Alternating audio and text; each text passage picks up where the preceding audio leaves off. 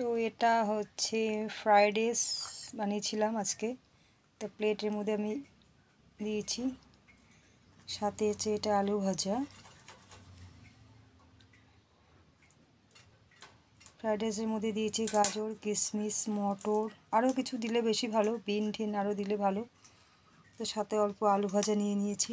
আর এটা হচ্ছে রুই মাছের টমেটো দিয়ে, পেঁয়াজ, একটু রসুন, আদা বাটা দিয়ে, গরম মশলা দিয়ে ঝোল।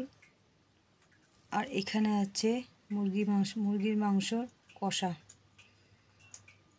এগুলো সবই আমি রান্না করেছি। আর সাথে হচ্ছে ফ্রাইড রাইস গরম গরম। এখানে আরও কিছু ভাজা করলে ভালো ছিল, করিনি। আরও যা করেছি এগুলোর মধ্যে দিয়েই সব খেয়ে নেব। গরম গরম ভালোই লাগবে খেতে।